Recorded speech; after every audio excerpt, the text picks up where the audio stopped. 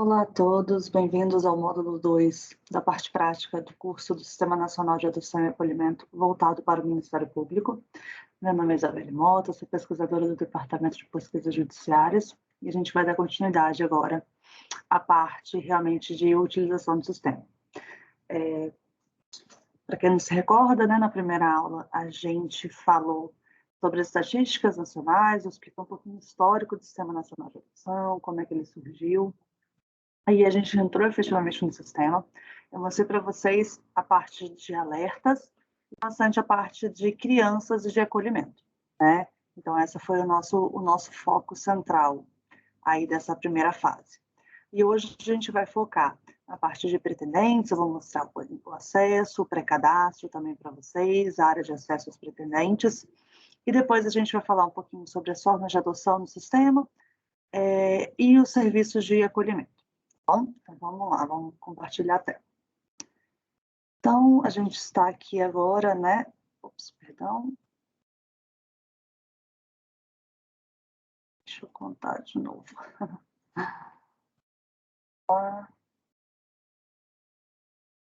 Agora sim.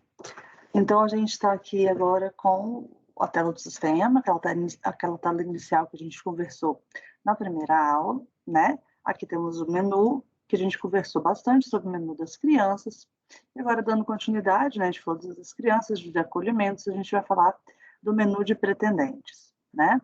O menu de pretendentes, ele segue uma visão bem parecida com o menu de crianças. Então, a gente também tem a opção para quem utiliza a edição, né, da opção de pesquisa de cadastro.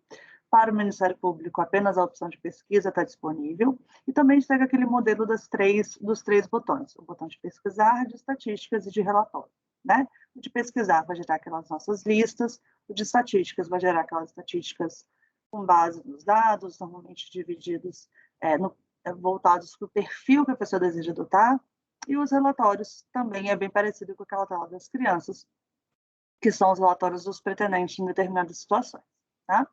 A gente tem as situações, os pretendentes, eles podem estar ativos, e aí aqui são aquelas divisões em cores que a gente já está acostumado com o sistema.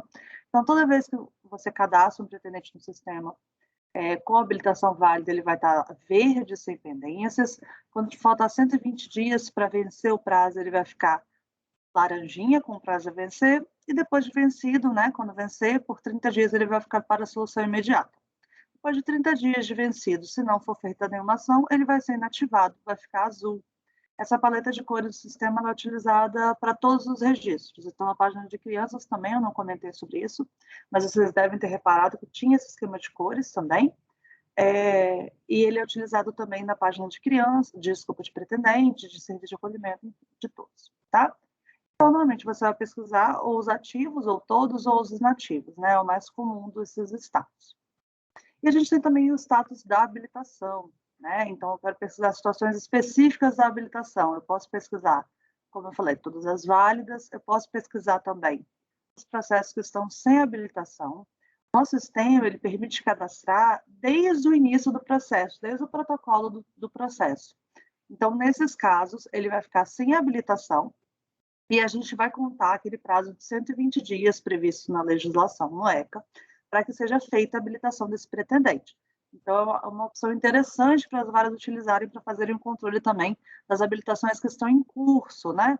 Para ver se está sendo feito em estudos sociais, se já foi enviado para o Ministério Público, se já foi feito o parecer do Ministério Público, né, nessas habilitações. A gente tem a opção e algumas outras opções. As expiradas são que passaram um prazo de 3 anos para nacional e 1 ano para internacional, né? A suspensa temporariamente, eu vou mostrar como é que é feito no sistema, é aquela que a pessoa ou o juiz determina uma suspensão temporária de consultas. Essa suspensão é apenas na consulta de pretendentes, ela não influencia no prazo da habilitação, que continua sendo de 3 anos, tá? Mas a pessoa, por exemplo, vai viajar, teve uma situação de perda de emprego, uma separação, é uma situação que ele realmente não quer ser consultado, ele pode pedir suspensão. Ou o juiz, o Ministério Público, no caso, por exemplo, de uma suspeita de uma fraude, suspeita de uma adoção irregular, pode também solicitar a suspensão temporária para ser feita a investigação, né? A situação de requer reavaliação são aquelas situações que eu comentei com vocês na primeira aula, que a pessoa fica suspensa de poder adotar em razão de alguma coisa que aconteceu numa aproximação com a criança, né? Pode ser três desvinculações, né? Na época que ainda está em vinculação, ou seja, ele ainda não recebeu a guarda da criança. Então, se tiver 3 recusas injustificadas, ele vai ficar numa situação de requer reavaliação, e aí, se o juiz não colocar uma data de reavaliação, ele não é procurado por ninguém até o vencimento, ou então ele desiste de uma criança durante o estágio de convivência. E aí também não são 3, é uma apenas. Desistiu de uma criança em estágio de convivência, ele vai ficar na situação requer reavaliação, né? E por último, a habilitação indeferida. Essa daqui é uma situação bem nova no sistema. A gente acabou de criá-la, inclusive está em testes, ainda nem está em produção, porque eu estou mostrando para vocês um ambiente de testes. Mas já como vai entrar em produção, provavelmente quando vocês verem um vídeo já vai estar implementado. Então, essa habilitação indeferida a gente trouxe para ver aqueles casos em que exatamente isso, né? Que o juiz indeferiu a habilitação ou foi julgado improcedente ou foi extinto o processo por algum motivo, extinto sem julgamento, e a pessoa não pode adotar. Mas como a gente precisa desse dado, justamente naquela conversa que a gente teve, né? De sempre gravar o histórico de pedidos de habilitação, a gente também coloca ela no sistema. E essa pessoa também não consegue adotar quando está com a habilitação indeferida, tá? E a gente consegue ver também as pessoas que já adotaram, né? As que estão em processo de adoção ou as que estão vinculadas e as também que estão disponíveis, né? Porque com a habilitação válida, ele pode já estar ou não com uma criança. Então, vocês podem ver as situações específicas aqui, tá? Também posso pesquisar pela data da habilitação do pedido ou da validade. Então, se a gente quiser fazer um trabalho, por exemplo, de ver as próximas habilitações que vão vencer nos próximos 6 meses, para entrar em contato com os pretendentes, né? Pode ser feito aqui pelo registro do pedido da validade da habilitação. Ou com adoções concluídas, também é possível. Da mesma forma da criança, a gente também pode pesquisar por alguns outros dados, por exemplo, pelo nome. Esse campo aqui do primeiro pretendente, ele permite pesquisas pelo nome e também pelo CPF do pretendente. E aqui funciona da mesma forma que funciona a página da criança, que eu tinha mostrado a diferença de consultas, né? Vamos pegar aqui, se eu colocar o nome, se eu usar o botão procurar, ele vai procurar qualquer pretendente do Brasil. Então, ele vai procurar pelo nome e vai trazer também o nome e o CPF. Se eu utilizar o botão pesquisar, ele vai utilizar apenas os registros da minha vara. Então, essa é a grande diferença desses 2 botões. Então, eu consigo ver se as habilitações existem em qualquer lugar do Brasil. A diferença, né?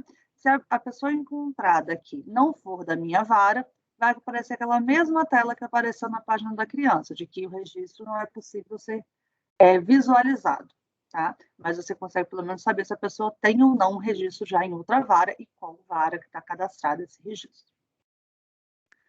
E também eu consigo pesquisar pelas características. Então, por exemplo, eu quero pesquisar apenas os pretendentes que aceitam acima de 5 anos.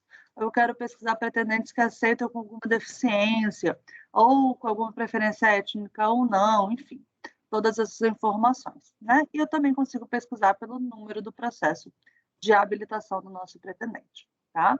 Então, são várias informações que vocês conseguem utilizar para fazer pesquisas aqui no nosso sistema. Eu vou fazer uma pesquisa, por exemplo, com os pretendentes de habilitação válida, para a gente ver aqui. Se eu utilizar o botão pesquisar, perdão, eu tinha mantido o nome do pretendente, então só apareceu ele. Então, se eu utilizar o botão pesquisar, vai me trazer a lista dos pretendentes com habilitação válida, no caso dessa vara, lembrando que são todos dados fictícios, né? É uma vara fictícia, a vara de infância do Acre que a gente criou nesse ambiente. Então, ele me traz aqui as pessoas pela data da sua habilitação, né? Pela data de classificação. Então, começa lá em 2018, 2019, né? As pessoas que se habilitaram aqui nessa determinada comarca imaginária. E a gente consegue ver também as adoções desejadas e as concluídas, os que estão em processo de adoção. Então, por exemplo, a Bia gostaria de adotar 3 crianças e até agora adotou uma. Então, ela continua na fila para adotar mais 2 crianças, com algumas peculiaridades que eu vou mostrar para vocês, tá? Eu vejo pelas cores que tem algumas situações, por exemplo, a Débora está vermelha, desculpa, tá laranja. Por quê? Porque ela está com prazo próximo de vencer, né? A habilitação dela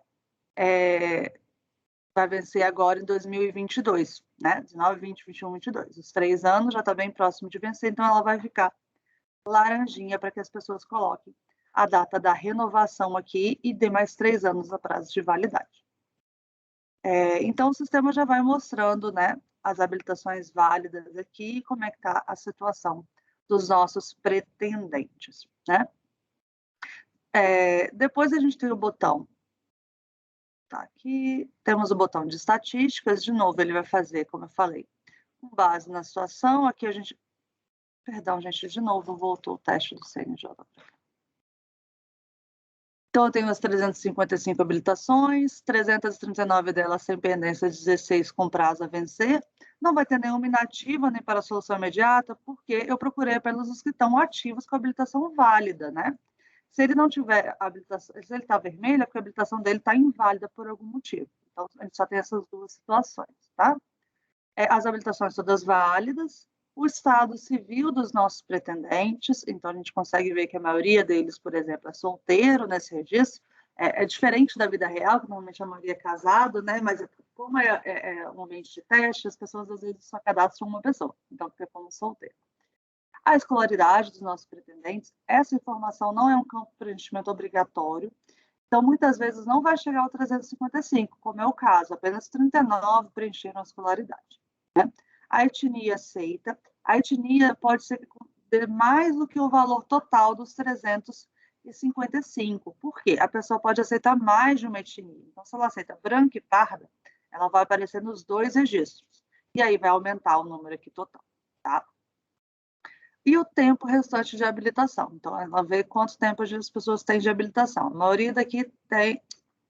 maioria aqui está de 4 a 8 meses de habilitação, ainda tem de tempo.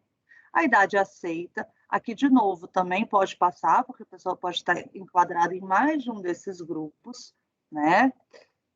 A quantidade que eles aceitam adotar, uma criança, 2 crianças, essa informação também está disponível naquele nosso painel público. A renda também é um campo de preenchimento facultativo, então não vai ter, muitas vezes, todos os pretendentes, e é isso.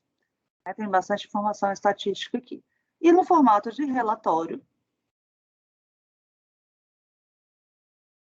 de novo, gente, desculpa. No formato de relatório, eles só fazem para um órgão julgador, diferente da criança que faz para o estado inteiro, porque são muitos registros, então a gente teve que limitar esse relatório para conseguir trazer os dados, senão estava muito lenta a consulta, tá?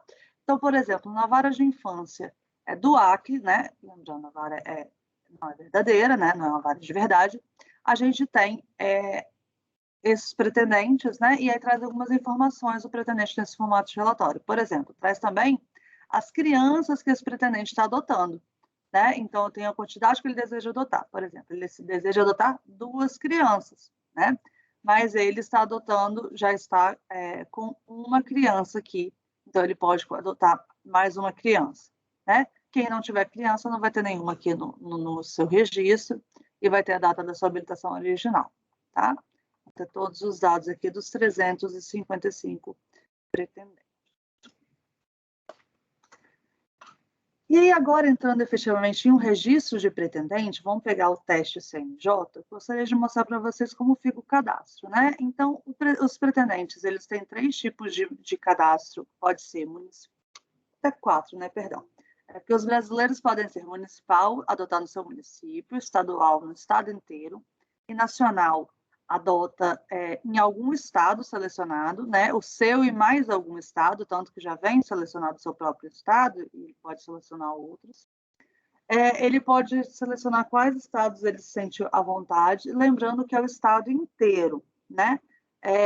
Uma pergunta que me fizeram uma vez no outro curso foi um grupo, uma pessoa que trabalhava no judiciário, que eles estavam habilitando pessoas para adotar, por exemplo, na região metropolitana. Então, eram os municípios da região metropolitana. O sistema não tem essa previsão, porque essa previsão não existe no estatuto. Então, ou ela aceita adotar no seu município apenas, ou ela vai aceitar adotar no estado inteiro, né? Não temos a opção de alguns municípios. Então, o que pode escolher são alguns estados. E aí a gente lembra também que as pessoas que aceitam adotar em outros estados, elas têm que saber que vão ter que se deslocar para esses estados, né, para fazer a adoção naquele estado, iniciar o estágio de convivência, conhecer a criança naquele estado escolhido, o estado onde a criança reside, né? Depois a gente tem a opção dos residentes no exterior, que são as adoções internacionais, que a gente chama. Os residentes no exterior são adoções que têm validade apenas de 1 ano, é um pouco diferente a data de validade dessas habilitações, e elas são sempre intermediadas pelas CEJAs ou CEJAs, né, que são as Comissões Estaduais Judiciárias de Adoção ou Comissão Estadual Judiciária de Adoção Internacional, depende do estado. É importante lembrar, gente, que a adoção internacional é um meio legítimo de adoção. Eu trabalhei numa CEJA durante anos, e eu vi muitas crianças que não conseguiam adoção pelo cadastro, principalmente o grupo de irmãos grandes, conseguirem ser adotados por adoção internacional. Então, o preconceito que a gente tem com a adoção internacional no Brasil ainda, em razão, claro, de muitas coisas irregulares que foram feitas antes do Estatuto e antes da Convenção de Haia, ela tem que ser superada. A gente precisa entender que é uma ferramenta válida para que nossas crianças consigam a adoção, tá? Então, está disponível também um cadastro único de residentes no exterior. Então, se uma CEJA faz o cadastro, todas as outras CEJAs têm acesso a esse cadastro de residente, desse pretendente, para poder também aumentar a chance de adoção das crianças do Brasil inteiro, né? A gente tem também, né, voltando aqui para a municipal, a opção contrária, um brasileiro ou um residente no Brasil, para ficar mais correto, que quer adotar fora, né? Existe essa possibilidade também na Convenção Internacional de Haia. A CAF, que é a Autoridade Central Administrativa Federal, ela tem acesso ao sistema, mas ela só aceita adoções internacionais de brasileiros adotando fora para países signatários da Convenção de Haia. Que quer dizer que alguns países, né, algumas adoções que a gente às vezes até vê na mídia, não são intermediadas pela convenção, então não estão seguindo o procedimento que deve previsto pela CAF, né? Nesses casos não vai entrar no sistema. O que eles vão fazer vai ser o que muitas vezes acontece nas adoções regulares, é que a sentença de adoção é feita no país de origem e eles pedem a homologação do sentença estrangeiro no STJ. Aqui não, aqui é para a gente cadastrar efetivamente as pessoas que estão seguindo os procedimentos legais. Então, ela deseja adotar internacionalmente, ela vai procurar a sua vara normalmente, tá? A pessoa inicia na sua vara da sua residência, vai fazer o processo de habilitação normal, vai passar pelo curso, como qualquer outra pessoa que vai adotar, e aí, ao final, ela vai informar ao juiz qual é o país que ela deseja adotar. Então, por exemplo, e aqui já dá, inclusive, né, na opção de desejo de adotar internacionalmente, já dá os países que são os signatários dessa convenção de Haia. Então, África do Sul, Albânia, Alemanha, Andorra, enfim, Bolívia, Peru. Então, a gente só adota aqui no Brasil para os países signatários da convenção, tá? E o contrário também é verdadeiro, a gente só aceita que residentes em países signatários venham no Brasil adotar. Justamente porque justamente para a gente ter certeza de que uma criança está realmente destituída, está apta para adoção, ou destituída ou órfã, pais falecidos ou desconhecidos, e o pretendente realmente foi habilitado de forma correta. Então, por exemplo, no Brasil a gente faz questão de que ele seja habilitado na vara. Então, quando ele vai para a adoção internacional, ele já passou pelo processo de habilitação, a gente sabe que ele está apto para adotar, né? É muito importante que a gente siga esses procedimentos. Tá? Então, se alguém aparecer na vara de infância na qual você atua, né, como promotor atua, querendo fazer uma adoção fora do Brasil, vocês já sabem agora os procedimentos. No site da CAF tem bastante informação sobre isso também, caso queiram saber um pouco mais sobre como funciona a adoção internacional, né?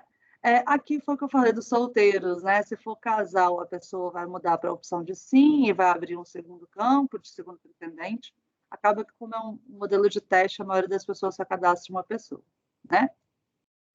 Os dados pessoais, então você vai ter nome, gênero, etnia, CPF, todos os dados, endereço, telefones.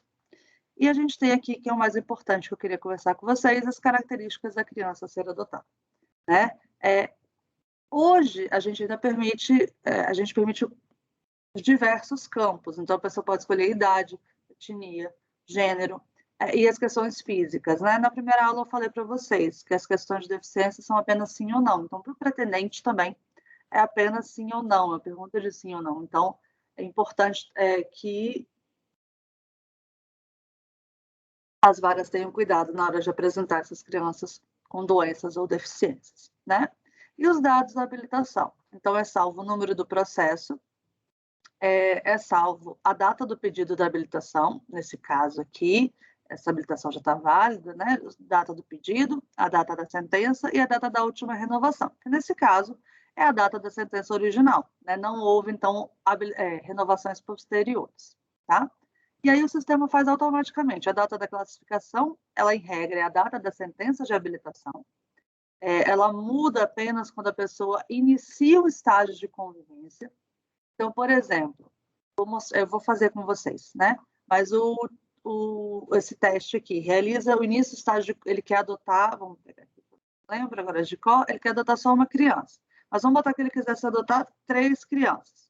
Se ele inicia o estágio de convivência dele com uma criança, ele pode continuar na fila para adotar mais outras 2, o sistema permite, mas ele é reclassificado pela data do início da convivência com a primeira criança. Isso é para ele não continuar como o primeiro da fila, né? Ele vai para o final da fila de novo. Já foi aprovado pelo FONINGE uma determinação que, além de ir para o final da fila, ele fique suspenso por 6 meses durante o período de estágio de convivência ou até a sentença de adoção, que acontecer primeiro, para não ser consultado, justamente para dar tempo dele fortalecer o vínculo com essa primeira criança adotada, tá? Essa funcionalidade ainda não foi colocada no sistema no momento que eu estou gravando, mas pode ser que já esteja disponível quando vocês estiverem assistindo o vídeo. A validade, ela é sempre 3 anos da data da última renovação.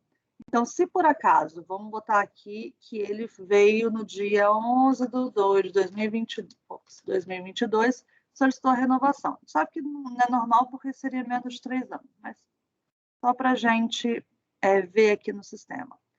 Então, nesse caso, a habilitação agora tem validade de 2025, 3 anos a partir da última renovação.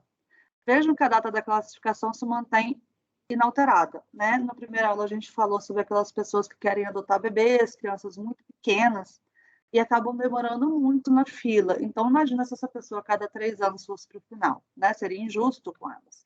Então, a data da sentença original permanece como classificação, a gente só muda a data da renovação, a data da renovação é utilizada para mudar a validade, né? E aqui também temos a situação do processo. Então, normalmente, né, esses verdinhos, normalmente não, esses verdinhos vão ser julgados procedentes. A gente tem a opção dele ainda estar aguardando, se eu mudar para aguardando, ele vai apagar a data da sentença, afinal de contas, é como se ele não tivesse sentença. E os julgados improcedentes, né? Se eu mudar para eles, ele vai ficar azul, que vai dizer que ele foi inativado. Então, eu vou mudar aqui para vocês verem, ele ficou azulzinho. E aí ele deixa de contar na fila também, né? Porque vejam, ele estava com a habilitação válida. Eu acho que eu até abri aqui uma criança. Então, ele estava com a habilitação válida. Ele era o primeiro da fila do Alessandro, né? Agora eu mudei para improcedente. Se eu atualizar essa página aqui agora, vejam que ele desapareceu. Então, a Maria da Paixão, que era a segunda, passou a ser primeira porque ele foi julgado improcedente, tá? O mesmo vai acontecer se, por acaso, ele ficar na situação de requer reavaliação, né? Ele também some das filas de pretendentes, de crianças, ele não aparece mais. Deixa eu voltar aqui para julgado procedente. A gente dá continuidade. Então, voltei, ele vai voltar para a fila, tá? Estou para a fila lá. A pessoa, como eu falei lá na hora dos filtros, ela pode também, aqui tem a lista de crianças também, se tiver alguma criança com ele, né? E as ocorrências. Nas ocorrências, vocês vão ver que vão ficar salvas as desvinculações e as devoluções. Então, isso ajuda bastante, por exemplo, se a gente quiser se a gente quiser ver o histórico, se a pessoa estiver em outra vara, ter iniciado uma habilitação numa vara e ter para outra, tem todo o histórico das vezes que ele desistiu de uma criança, ou devolveu uma criança, ou não quis conhecer uma criança. E se foi justificado ou não justificado. Lembrando que se não for justificado, ele vai ficar verdinho aqui, ó, como é que ele fica. Fica numa cor diferente, tá? Sem motivo justificável. E ele, depois de 3, vai ficar na situação requer reavaliação. Tá vendo? Até coloquei aqui, esse ficou requer reavaliação pela desistência da criança no estágio de convivência. Ele fica na situação requer reavaliação, né? E aí o juiz, a vara, vai ter que colocar uma data de reavaliação aqui para que ele volte a ter uma habilitação válida, tá? Lembrando que para ele ter uma habilitação, essa data de reavaliação, ela não interfere também nem na classificação, nem na validade. A validade e a classificação são feitas apenas por sentença. A reavaliação serve apenas para ele voltar para a nossa fila de pretendentes, tá?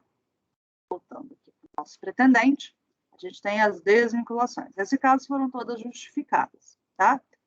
E por último, aqui eu queria mostrar para vocês que a pessoa tem também a opção, como eu falei, de suspender temporariamente, ou por pedido, ou por determinação judicial, né?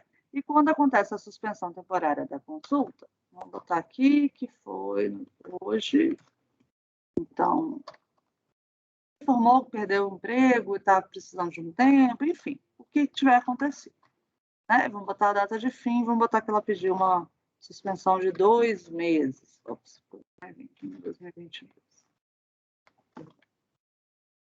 Salvar. Aí ela fica, ó, ela vai continuar verdinha até, só que tá aqui, ó, suspensão temporária. Então, se eu vier aqui na página da criança de novo, vamos lá, ela desapareceu de novo porque ele está suspenso, tá?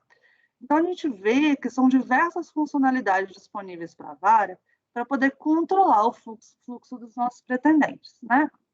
Eu vou excluir essa suspensão temporária para ele voltar para lá, porque eu quero mostrar algumas outras coisas sobre a adoção com ele. Mas a gente vê que ele é possível, né? Ele fica salvo a suspensão, mas como eu excluí, ele volta a ficar válido. Então, você vê que o sistema ele é bem completo no controle dos nossos pretendentes, né? Eu consigo controlar basicamente qualquer evento que aconteça. A habilitação foi renovada, ele desistiu de uma criança, ele pediu suspensão, enfim, tudo isso pode ser controlado pela página da nossa criança, né? E aí de novo apareceu aquela telinha, gente, que vocês não veem, parece que eu sou maluca, mas juro que eu não sou. É porque aparece uma barrinha preta para mim aqui.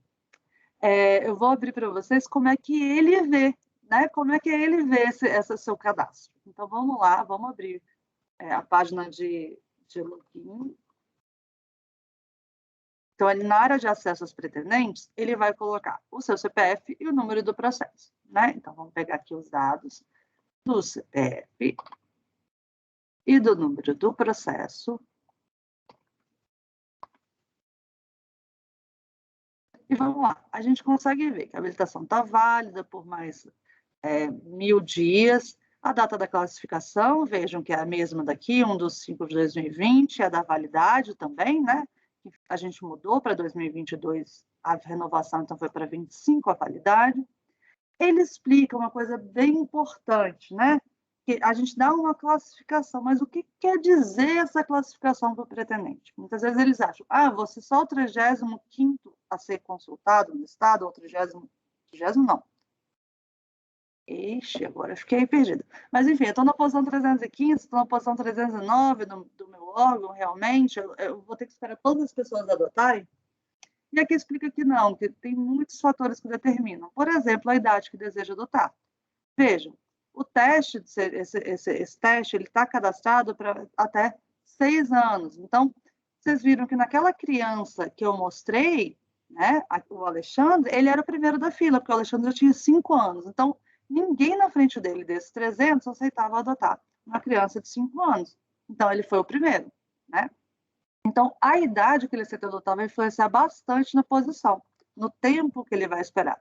E também pode acontecer, como eu mostrei, que a pessoa renova, né, a habilitação, a pessoa ela é suspensa e volta. Então, por exemplo, quando ela é suspensa, ela sai da posição da fila. Depois, quando ela volta para a sua posição original na fila, porque a data da sentença original não muda. Então, a posição pode flutuar. Eu posso estar 309 agora, mas amanhã eu posso estar em 312, porque 3 pessoas que renovaram a habilitação. Então, a pessoa tem que saber que essa posição aqui é apenas com relação à data da classificação. Tá? Aí tem as características que ela deseja adotar, ele não consegue alterar, ele tem que ir na vara de infância solicitar alteração. Tá? Porque a gente sabe que algumas alterações são simples, por exemplo, eu quero aumentar de 6 anos para 6 anos e meio. Ok, é algo parecido, né? A gente entende que o estudo social feito, ele poderia abranger essa mudança, né? Agora, às vezes eu quero mudar de uma criança que eu adoto para 3. Olha, essa é uma mudança bem significativa. O estudo social foi feito para você adotar uma. Para você adotar 3 crianças, o tempo, a disponibilidade, o espaço, tudo é diferente, né? Então, essa mudança talvez tenha que passar por um novo estudo, tem que passar por uma nova rodada de conversa, tem que passar de novo pelo Ministério Público. Então, por isso, não é automático. O que ele consegue alterar são os seus meios de contato. Então, se ele quiser botar um celular, um telefone, alguma informação, ele consegue aqui alterar os seus meios de contato, tá? E a pessoa que quer adotar, ela vai fazer o seu pré-cadastro, né? Esse pré-cadastro, ele pede uma sominha, a gente faz esse CAPTCHA dessa forma, em razão dos deficientes auditivos, isso que a gente fez uma pesquisa na época, foi um pedido de uma pessoa com deficiência auditiva, desculpa, deficiência visual, perdão, que ele usa leitor de tela, e muitas vezes aquele botãozinho de solicitar para ler os caracteres não é uma coisa que fica boa no leitor de tela, então a gente fez a alteração para esse tipo de CAPTCHA, tá? E aí, mas são sempre contas bem simples. E aí a gente tem aqui o pré-cadastro, né? A pessoa preenche todos os seus dados que ele deseja adotar, e aí no final ele adiciona, não vou fazer, não acho que não tem necessidade de fazermos juntos, mas no final ele adiciona e ele vai ter a opção, vai receber por e-mail, se ele colocar o e-mail, o cadastro, vai receber um número de protocolo que vai levar para a vara para iniciar o processo, e ele pode imprimir também o PDF de todo esse cadastro dele que foi feito, para levar na vara, por exemplo, utilizar como sua petição inicial, tá? Então, tudo isso está disponível para o pretendente. Essa área aqui é uma área de acesso pública, né, esse pré-cadastro, e essa área de pretendentes aqui é acessível a todos os pretendentes que têm habilitação válida. Então, usando seu CPF, o número do processo, ele vai conseguir entrar. Se a habilitação estiver vencida, estiver expirada, ele não consegue entrar, tá? Só com habilitação válida. Voltando aqui para o nosso sistema. Então, estávamos na parte de pretendentes, né? Lógico, sobre pretendentes, é isso, assim, as informações mais importantes, tá? Lembrando que as funcionalidades de pesquisa estão sempre disponíveis para o Ministério Público para fazer todo tipo de auditoria que for necessária, né? E aí agora vamos para a parte de adoção. Como é que funciona a adoção, primeiro pelo cadastro no nosso sistema, tá? Então, a adoção pelo cadastro no sistema, ela sempre é iniciada, tanto também pela adoção de pessoa, sempre é iniciada na página da criança. Parece que eu sou maluca, mas eu juro que... Vamos lá, então vou ter que abrir de novo, eu fechei sem querer. Então, vou pegar com pretendente crianças aptas à adoção nacional. Vai aparecer o nosso menino, nosso Alessandro. Alessandro, então, está apto para adoção, né? E aí, quando a criança está apta para adoção, como eu falei, durante a noite o sistema faz a busca. Ele está dessa forma porque eu coloquei previamente na nossa aula para a gente fazer juntos, né? Então, na busca de pretendentes manual, né, lembrando que eu conversei com vocês na semana passada, não, aula passada, pode separar, por exemplo, o grupo de irmãos. Que faremos agora, fazer só com o Alessandro. E o Alessandro vai ter a lista de pessoas que aceitam adotar. Então, se a gente faz a ligação para o pessoal aqui, para esse teste SIG, e ele aceita, a gente aperta o vincular desse nosso pretendente. A partir do momento que eu vinculei, ele vai para a página do nosso pretendente, tá vendo? E agora, aquele pretendente na lista dele tem o Alessandro na situação de vinculado. Vejam que a data da habilitação do pretendente continua inalterada, né? A data de classificação continuou no 5 de 2020. Por quê? porque ele ainda está em vinculação, ele ainda está conhecendo a criança. A partir do momento que ele começa a adotar, aí sim ele vai mudar. Então, eu vou entrar aqui de volta na página da criança. Lembrem-se que eu tinha falado com vocês que os links em preto são, que as palavras em preto são sempre links, né? Então, eu cliquei aqui no Alessandro e me abriu a página dele, né? Ele agora está acolhido / vinculado com o teste. Então, se ele inicia um processo de adoção, aqui, vamos botar o número de um processo, a data de entrada, vamos botar a data de hoje, e a data do início de convivência também hoje. O sistema, veja que ele está acolhido, né? O sistema, quando eu vou fazer, inicio o processo de adoção pelo cadastro, ele vai fazer a guia de desligamento dessa criança com a base na data do início da convivência, porque se ele está morando com a família, é sinal que ele não está mais morando na sua instituição de acolhimento. Então, por isso, o sistema vai fazer de forma automática. Então, é importante que a vara, né, que faça a alimentação da data do início de convivência de forma correta. Tá? Ele pergunta quantos dias que foi deferido o estágio de convivência, se é um campo novo. Então, por exemplo, foi deferido no estágio de convivência de 120 dias. Ok, agora o nosso Alessandro está em processo de adoção com teste, né? Se eu voltar aqui no nosso Alessandro, você vai ver que ele trocou completamente, ele não está mais acolhido, ele está em processo de adoção.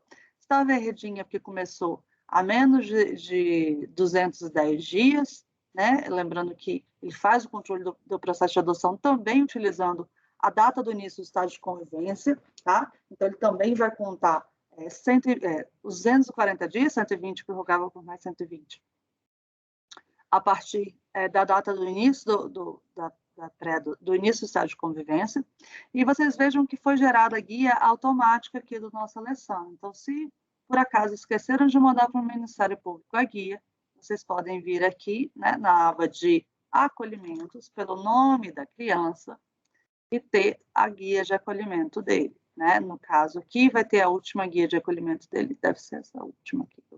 Vamos ver. Isso. Que ele está desacolhido na data do dia 11/2, que foi a data que eu coloquei como início da convivência, pelo motivo de adoção. Então, o sistema já faz automaticamente a guia está aqui, se vocês precisarem imprimir essa guia. Ele mostra, inclusive, os irmãos que estão acolhidos ainda, né, dessa criança. Então, fica toda a informação salva aqui de forma automática. Vejam que o sistema fez isso aqui automaticamente já para o nosso usuário final, né? E se por acaso a pessoa desiste, lembrando, né, que eu tinha mostrado para vocês, que ele vai ficar na situação, o pretendente requer reavaliação. E a criança, também é importante isso, ela vai, quando volta de uma vinculação, a desistência de uma vinculação, ou seja, ainda está acolhido, está aproximando, né? A criança, ela pode ser desvinculada várias vezes, porque infelizmente a gente sabe que muitas vezes a gente liga, a pessoa nem vai conhecer a criança. Então, pode ser que desvincule várias vezes, inclusive no mesmo dia. Agora, o processo de adoção, onde já foi deferido um estágio de convivência, é algo mais complexo, né? É algo que realmente vai afetar mais aquela nossa criança ou aquele nosso adolescente. Então, por isso, nesse caso, quando ele dá uma desistência, ocorreu alguma situação em que não deu certo essa adoção, né, seja por culpa ou não do pretendente, a gente vai ter duas coisas que vão acontecer ao mesmo tempo. Primeiro, o pretendente vai ficar na situação de requer reavaliação, vou mostrar aqui para vocês de novo, né, para quem não pegou, vamos lá. Ele vai ficar na situação de requer reavaliação, porque ele desistiu de uma criança, então ele não vai ser procurado mais para nenhuma criança enquanto não tiver uma reavaliação desse pretendente. E a criança também, é uma coisa importante que acontece com ela volta, né, a ficar no sistema, mas ela não volta automaticamente apta para adoção. Então, porque muitas vezes vai ter que fazer um processo com ela de acompanhamento, talvez sem equipe psicólogo, enfim, a gente não sabe o que aconteceu nesse caso, né? Então, a vara vai precisar de novo fazer a guia de acolhimento dela nova, né? Porque ela provavelmente voltou para acolhimento quando houver a desistência, então tem que fazer a guia de acolhimento dela. E 2, tem que colocar quando ela estiver pronta como apta para adoção de novo. Tá? Isso não é automático no sistema, de forma manual. Mas vamos pensar no caminho feliz, em que a adoção dá certo, né? Então, a pessoa adotou aquela nossa criança, o Alessandro, né? Então, nesse caso, eles vão concluir a adoção no sistema. Então, tem a opção de desistir. Ah, sim, eu esqueci de falar.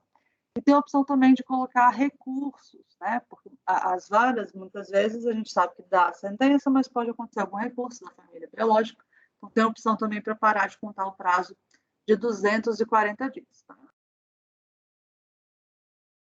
Então, vou botar aqui o desistir da adoção, o concluir a adoção. Né? Aí ele pergunta, é bem interessante isso, se houve ou não alteração de nome da criança, né?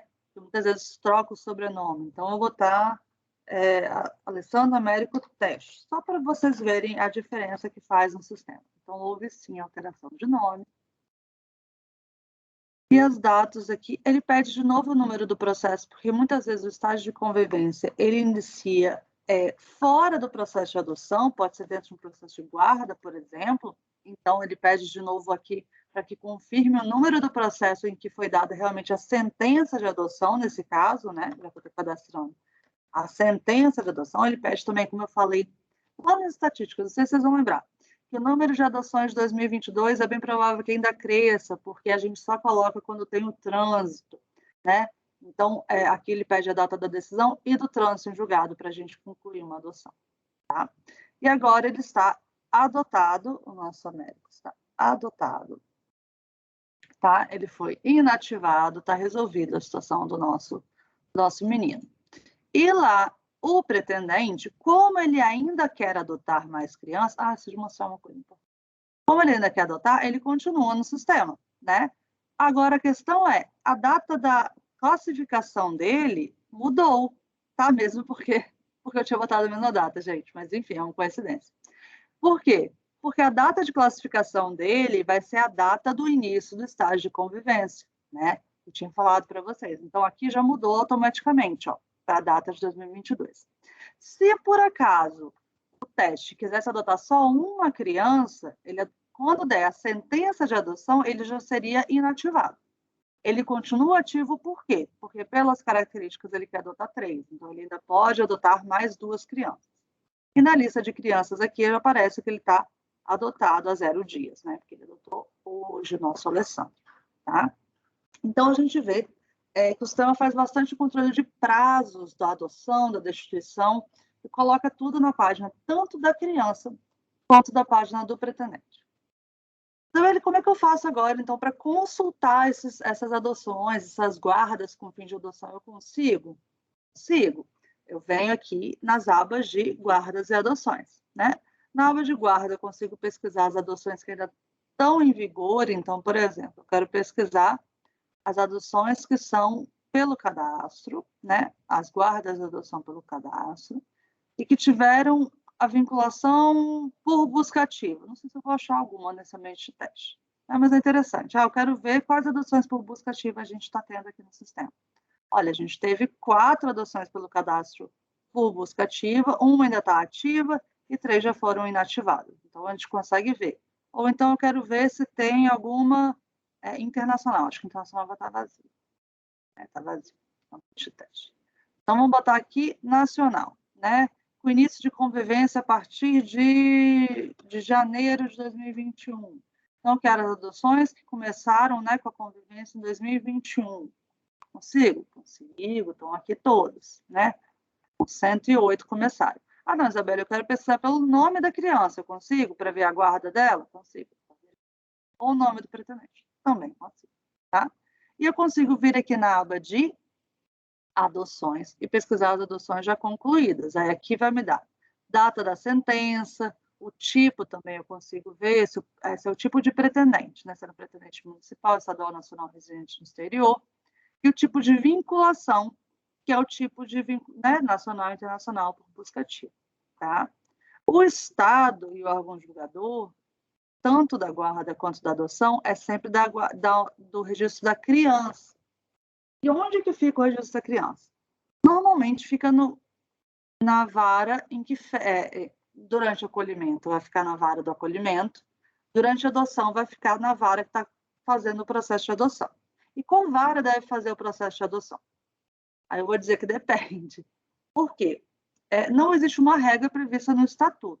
O Estatuto fala que o processo deve ocorrer onde a criança reside. A questão é, se o pretendente é do Espírito Santo e a criança do DF, o pretendente veio para o DF conhecer a criança, iniciou a convivência, e o estágio de convivência vai ser feito no Espírito Santo. Está levando a criança para morar com ele. A nova residência da criança é no Espírito Santo.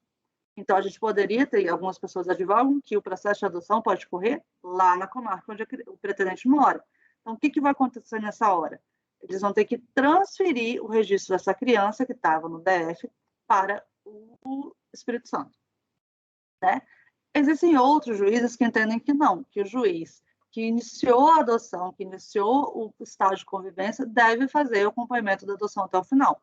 Então, tem juízes que pedem para ajuizar a ação lá no DF, por exemplo, nesse caso, e eles fazem, às vezes, uma carta precatória para o Espírito Santo solicitando acompanhamento do estágio de convivência. Então, não existe na lei uma determinação de qual dos dois procedimentos é o correto. Então, o registro da criança pode ser que esteja, aqui nesse caso, ou no DF ou no Espírito Santo, tá? E aí vai ter o acompanhamento pelo juiz onde está acontecendo a adoção, tá? Voltando aqui no Alessandro, vejam que o nome dele mudou para Alessandro Américo Teste. Antes estava só Alessandro Américo. Mas é importante que, às vezes, na capa do processo, continuou Alessandro. Nesse caso, a gente mudou pouco, mas às vezes o nome da criança é Maria e virou Joana.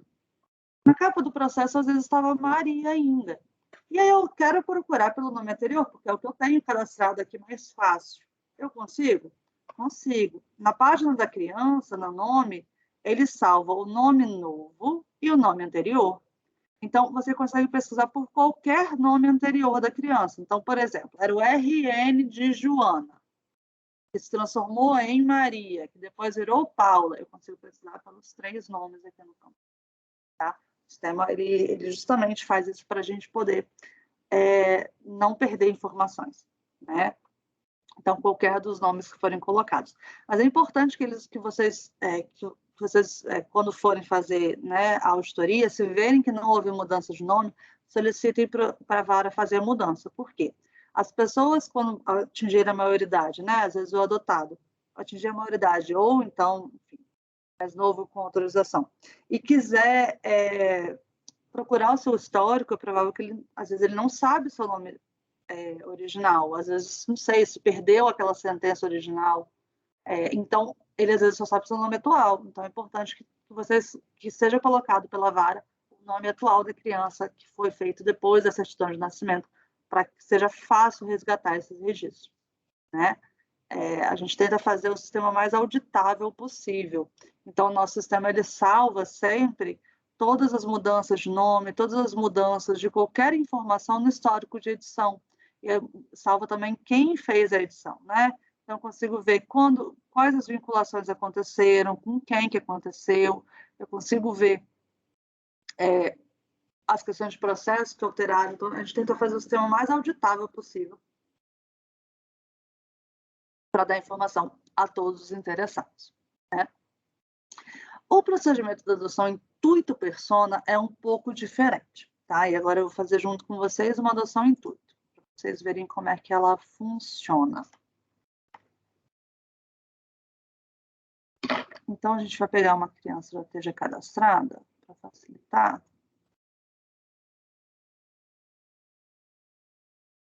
Vou pegar o Alan. Está vinculado já, perdão. Vamos pegar um que não esteja, esse aqui, a Aline. A Aline é uma menina, até a idade ficou boa. A Aline é uma menina de 3 anos, né? E vou botar aqui, João e Maria apareceram na vara com a Aline, falando que conheceram a mãe da Aline não tinha condições de cuidar da Aline, e entregou a Aline para vocês cuidam desde que ela era um bebê. E aí solicita a adoção da criança, muitas vezes alegando que é o artigo 50, parágrafo 3, inciso 3. O que não é o caso, tá? o doutor André Turma, acredito que tenha falado com vocês, mas reforçando que eu acho importante a gente reforçar isso sempre, né? A adoção prevista no estatuto fora dos casos do cadastro são adoção unilateral, padrasto ou madrasta vieram e querem adotar um filho do seu companheiro, do seu cônjuge. Isso é uma adoção unilateral. 2, a adoção de... Eu vou até abrir o ECA aqui para a gente ver juntos, porque acho que é importante que as pessoas... É sempre importante a gente rever isso. Vamos botar aqui, parágrafo 13. Então, adoção unilateral, né? Segundo, formulado por parente com qual a criança ou adolescente mantenha vínculos de afinidade e afetividade. Ou seja, não é o primo de terceiro grau que nunca viu ninguém. Tem que ter vínculos de afinidade e afetividade. 3, oriundo de quem tem a tutela ou guarda legal, não é guarda de fato, é guarda legal, de criança maior de 3 anos ou adolescente, né? Ou seja, tem que estar maior, por isso que muitas vezes eles aguardam a criança fazer 3 anos para alegar que é isso daqui, né? Mas é tudo são condições cumulativas, desde que o lapso temporal de convivência prove fixação de laços de afinidade e afetividade. E eles esquecem isso aqui, não sendo constatada a má-fé. A verdade é que as pessoas que fazem adoções irregulares no Brasil, vou parar para vocês verem meu rosto. As pessoas que fazem adoções irregulares no Brasil raramente não sabem o que estão fazendo, ou não sabem que aquilo é ilegal. As pessoas que vão na maternidade, pegam uma criança direto, ou que vão numa igreja, ou que, enfim, raramente não sabem que aquilo que eles estão fazendo não é o procedimento previsto no estatuto. Normalmente eles sabem que eles estão burlando a fila. Porque hoje a maioria das pessoas já sabe que a fila existe. Quem normalmente está enganado ali naquela história é a mulher que está fazendo a entrega, que não sabe os seus direitos, que não sabe que tem direito a ter um acompanhamento, que não sabe que tem o direito a fazer entregas de forma sem preconceito, sem julgamento, que não sabe que tem direito a um acompanhamento por uma equipe psicossocial, que não sabe que tem direito a ser ouvida pelo Ministério Público. Então, normalmente é ela que está enganada nessa situação, né? Que acha que não tem outra saída a não ser entregar para aquele casal que quer aquele seu bebê. A gente sabe que nos lugares onde há programas de entrega voluntária bem feitos, né?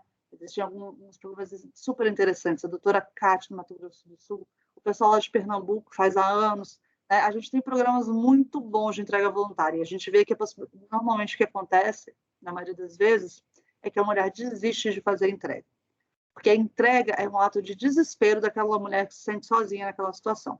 Lá no Mato Grosso do Sul foi feita uma dissertação de mestrado, a doutora Cátia, inclusive, fala dela, né, que foi feito um estudo sobre as entregas voluntárias. E é justamente isso que o sentimento das mulheres que elas falam. Elas se sentem sozinhas no momento que elas mais precisam de apoio. Então, essa adoção irregular, ela não é só um desrespeito aos direitos de quem está na fila, ela não é só um desrespeito aos direitos daquela criança que muitas vezes vai ter negado seu direito à sua origem biológica. Ela, principalmente, para mim, um desrespeito à mulher que está fazendo essa entrega, que não sente que tem outra opção, que não sente que ela tem o direito a ter o apoio do Estado. Então, a gente precisa trabalhar para que as entregas voluntárias ocorram de forma correta. Não é só para observar a fila, não é um formalismo. A gente não está pregando que o sistema é melhor porque a gente quer seguir um sistema. Não é isso. É porque a gente vê o impacto na vida dessas mulheres, na vida dessas crianças, que muitas vezes essas adoções irregulares são com pessoas que não estão preparadas, têm uma ideia idealizada da adoção, elas não sabem o que fazer com aquela criança quando ela começar, invariavelmente, como qualquer filho, a fazer perguntas e a falar e a ter os seus momentos de confronto, e aquela pessoa que não estava preparada para aquela adoção vai utilizar mecanismos horríveis. E aí, muitas vezes, esconde que a criança é adotada, muitas vezes esconde toda a situação que aconteceu, esconde o direito de conhecer a mãe, enfim.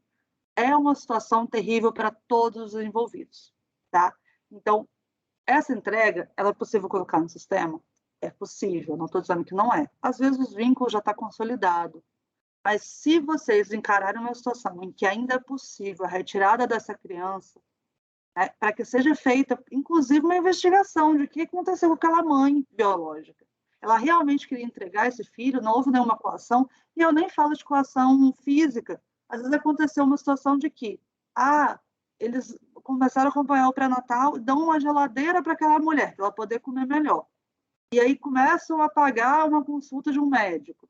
E aí, quando a mãe vai entregar o filho, ela, às vezes, está com segundos pensamentos, né? Vê a criança, e aí aquela família pressiona, fala, não, poxa, eu já te acompanhei, já te dei, já não sei o quê, e agora você já prometeu, como é que você vai desistir dessa entrega?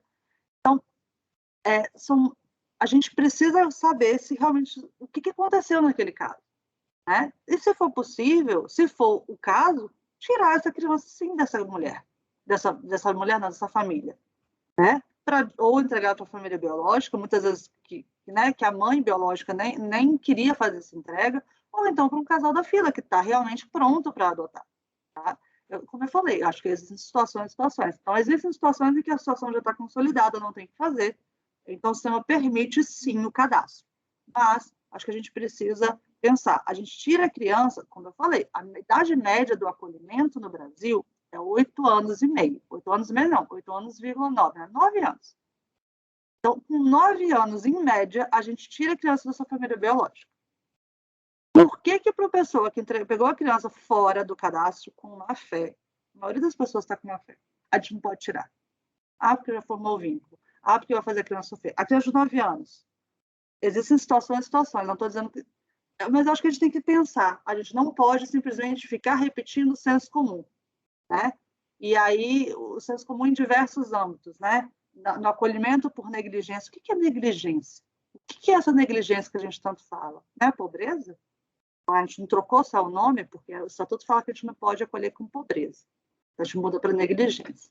Aquela mulher que está trabalhando 2 empregos, 12, 16 horas por dia, não tem condições de ficar com a criança, é negligente. Então, assim, a gente precisa parar de revitimizar famílias em situações de vulnerabilidade social. E aí o Ministério Público é importantíssimo nesse momento, né? Então, acho que dentro do sistema, se eu pudesse escolher momentos para o Ministério Público assim, ter uma atuação muito, muito forte no acolhimento, no primeiro acolhimento. Vamos ver por que a gente está acolhendo essas crianças. Por que está demorando tanto a acolher, se é motivo de acolhimento, né? Porque se a criança está sendo acompanhada muitas vezes pelo Conselho Tutelar há 2, 3, 5 anos, por que demorou tanto a acolher para a gente fazer a destituição? Ou o contrário, será que era motivo de acolhimento mesmo? Ou será que não era falta de uma política pública voltada para aquela família? Talvez não era para ser acolhido, talvez era porque está precisando de um lugar social, porque aquela mulher perdeu o emprego. E aí a gente pune aquela mulher e pune a criança. Realmente, será que era um motivo de acolhimento? Então, esse estudo que é fundamental do Ministério Público fazer. E o segundo momento que eu acho que a gente precisa trabalhar é com as adoções regulares de entrega voluntária. Fazer realmente programas de entrega voluntária, trazer o serviço de saúde para perto. O serviço de saúde é importantíssimo, que é a porta de entrada dessas mulheres. E existe violência nos 2 casos. Existe muito preconceito contra a mulher, né? Quando a mulher entrega, existe como se fosse criado um contrato ali, tácito entre eles. E existe também equipes de saúde que fazem o contrário, gente, que é horrível. A mulher está decidida, muitas vezes foi acompanhada, tá fazendo programa de busca de entrega voluntária, foi acompanhada certinho pela equipe, já está decidido. E aí, quando nasce, ela tem o direito de não amamentar, porque ela não quer exercer a maternagem, né? E as equipes de saúde obrigam ela, por exemplo, a amamentar. Ela obriga a segurar aquela criança. Então, isso também é uma violência obstetrícia. Então, assim, a gente precisa trabalhar em todos esses pontos. Mas, se eu puder falar assim, de 2 pontos que eu acho que é muito importante. O acolhimento, o motivo do acolhimento, por que a gente está acolhendo, por que se deveria ou não, e se deveria, por que demorou tanto, e nas adoções irregulares e entrega voluntária. Tá? Eu vou voltar agora, efetivamente, para o sistema. Então, voltando aqui, deixa eu fechar aqui. Sumiu a barra agora, vai facilitar a minha vida para achar o registro que a gente estava trabalhando. Acho que estava aqui, a Aline, né? Então, vamos continuar nossa historinha, né? A Aline tem mãe, tem dados de família aqui, olha, é filha da Joana, mas entrou com processo de adoção combinado com destituição, né? Que é o que a gente vê muito no Brasil. Então, o que a vara vai fazer? Ela vai ter que vir aqui no dados da destituição e colocar a entrega voluntária. Desculpa, perdão. botar a destituição. Gente, não é entrega voluntária caso de adoção intuito persona.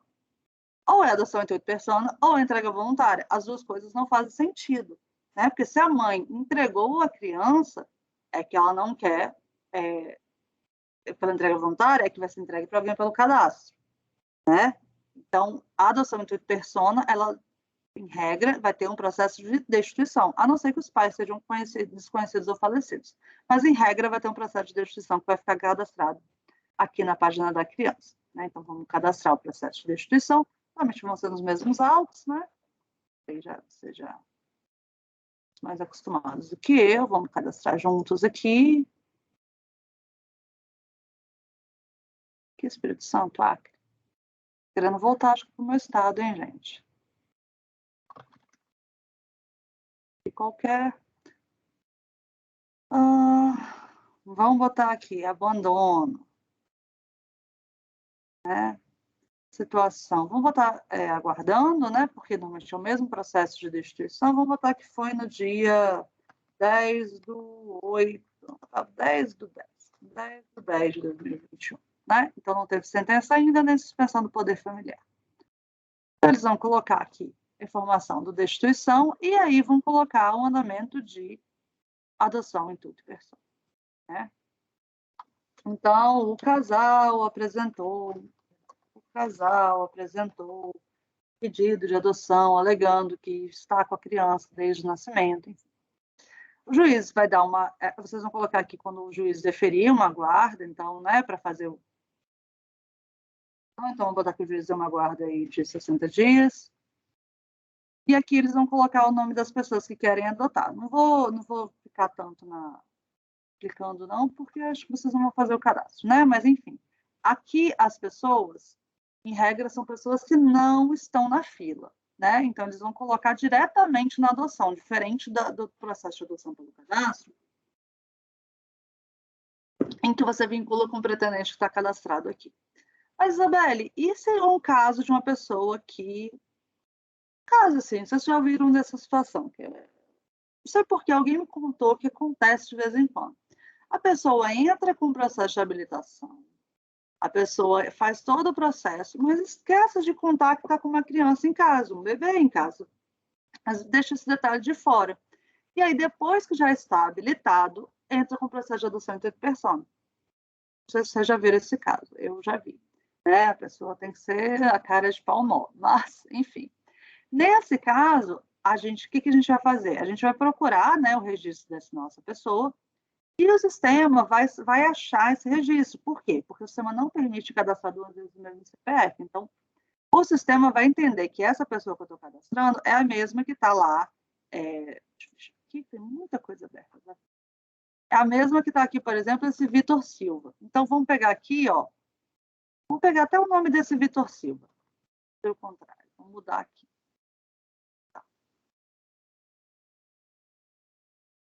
Então, vamos pegar aqui esse mesmo Vitor Silva, tá? E o sistema vai trazer já os dados do Vitor lá do registro dele, né? E vão botar os dados do processo. Então, ele vai dizer que está convivendo com a criança desde que ela nasceu. A criança nasceu, confesso que eu não lembro quando foi. Ela estava com mais ou menos 3 anos. Vamos ver direitinho. Vamos pegar o registro dele.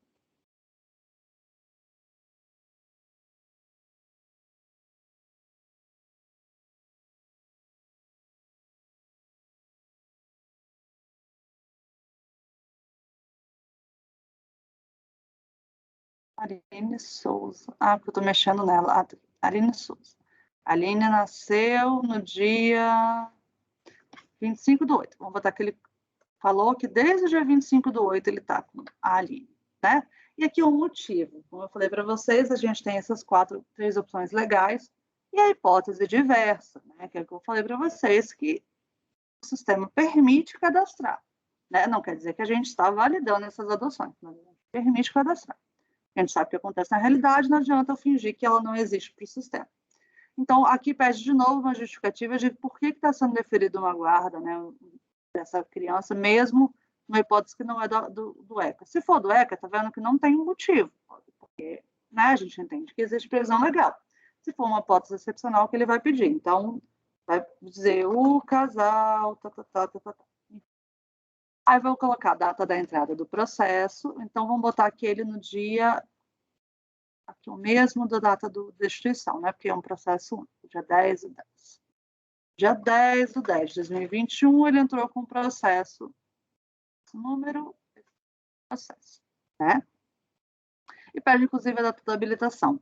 Esse campo não é obrigatório, mas eu sempre recomendo, né? Não é obrigatório a interpretação da lei, mas eu entendo que a lei diz que deve sim haver um processo de habilitação, mesmo que dentro dos autos de adoção intuito persona.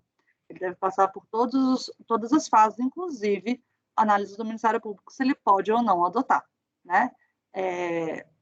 A única coisa que não se aplica é ele participar do curso, mesmo porque não faria nem sentido botar ele junto numa sala das pessoas que estão na fila, porque pode causar uma certa revolta. Mas todas as outras fases, entrevista, documentos, Ministério Público, deveria ser observado. Então, está aqui, a Aline está em processo de adoção com o Vitor. E aí, nesse caso agora, o Vitor, vejam só, o Vitor estava com esse registro aqui dele, né? Quando eu atualizar, vocês vão ver que aqui no lista de crianças com ele, vai aparecer a Aline. Ou seja, o sistema, ele pode até não avisar, mas o sistema sabe que essa pessoa já está com a habilitação e já está com a situação da Aline aqui, né? Então, ele vai entrar dentro da lista. E se por acaso aqui ele aceita adotar 2 crianças, né? Ele já adotou a Cecília, agora está adotando a Aline. Essa adoção da Aline vai contar para as 2 adoções que ele deseja adotar. Então, ele não consegue mais adotar nenhuma criança pelo sistema, tá? Então, o sistema ele vai considerar essa adoção como uma das adoções desejadas pelo casal ou pela pessoa. Tá bom? E aí, aqui, agora, eu venho na... Deixa eu atualizar a linha, né? Ela está em processo de adoção em persona. E aí, quando eles forem concluir a adoção, também vai pedir, né, a conclusão da destituição e também vai falar de novo, uma justificativa para se foi dada a adoção e a alteração do nome da nossa criança. Então, vamos fazer aqui. O juiz entendeu de que foi formado os vínculos. Vamos botar que houve mudança de sobrenome para Silva, então virou Aline Silva. E aí vamos botar aqui no processo dele que tem a sentença na data de hoje, que eu estou gravando. Né? E aí vamos salvar. O que aconteceu? A situação dele foi julgado procedente. Aqui vocês não tinha mostrado para vocês, né? Mas quando tem uma coisa errada, que as pessoas vão cadastrando, o sistema vai dando alertazinhos, né? Vai dando informações. Aí aqui, gente, de novo, o que aconteceu?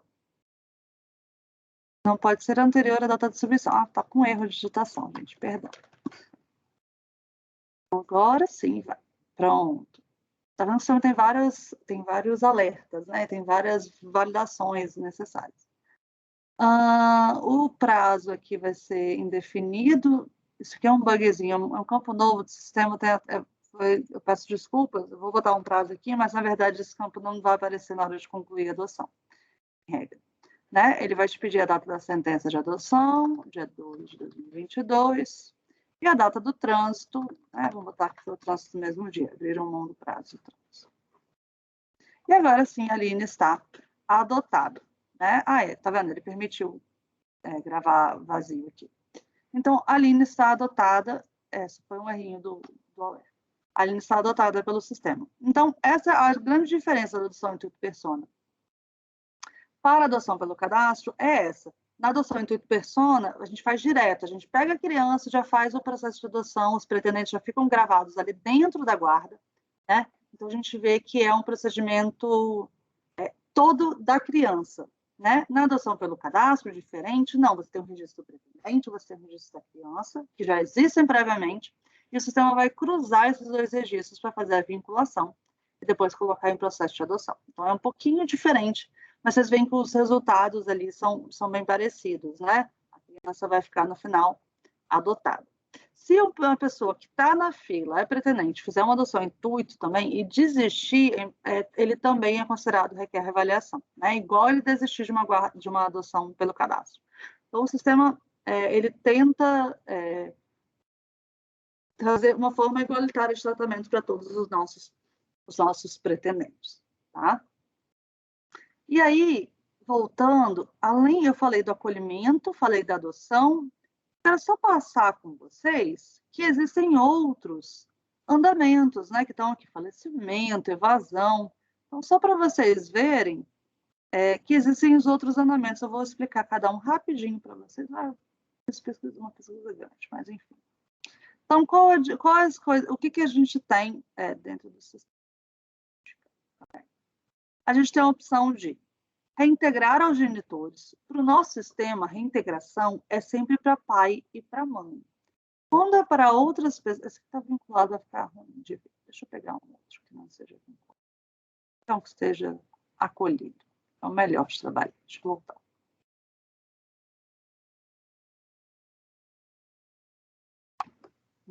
Gente. Aqui. Então, o que a gente tem? A gente tem a reintegração, como eu falei, a reintegração, ela em regra é feita, né, para o pai e para a mãe. Então, aquelas crianças, aquelas 6 mil, era 6 mil? Acho que era isso, não era? Que eu tinha visto. Não, era 20 mil, não era no sistema? Parece minha estatística. Estatísticas aqui. Nossa vida. Acho que eram 20, não era isso? Que foram aqui, isso.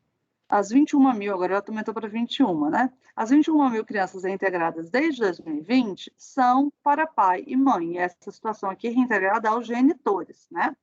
Ah, mas eu tenho um caso em que a avó, o avô, o tio, o primo, alguém vai ficar com essa criança. Nesse caso, a gente coloca ele sob guarda sem fins de adoção, né?